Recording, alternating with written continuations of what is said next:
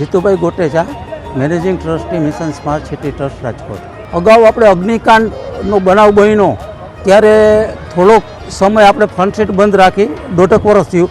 એમ કે એવા વાતાવરણમાં આપણે ફન સેટનો આનંદ માણીએ એ અમને બરોબર નહોતું લાગ્યું, એટલે ત્યાંથી ફન સેટ બંધ છે.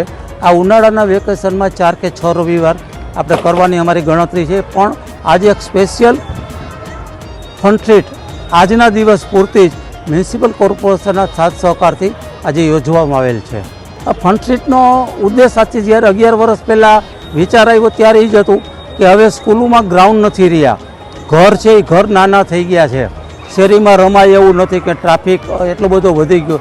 ત્યારે વિચાર કર્યો જો આપણે રેસકોર્સમાં જૂની વિસરાઈ ગયેલી રમતો રમી અને રમાડીએ આપણે બધાને, તો આજના બાળકોને પણ જનરેશનને પણ ખ્યાલ આવે કે 50-60 વર્ષ પહેલાં આપણા મમ્મી પપ્પાને બધા કેવી રમતો રમતા હતા.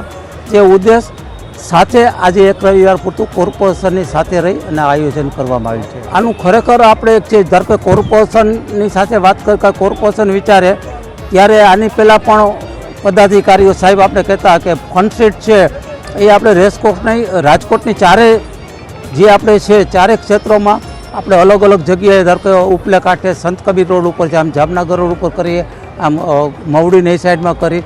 એટલે ત્યારે આની પહેલાં સાહેબ લોકો હતા એને કીધું હતું કે આપણે 3-4 ફન સેટ થાય એવું આયોજન કરવાનું છે.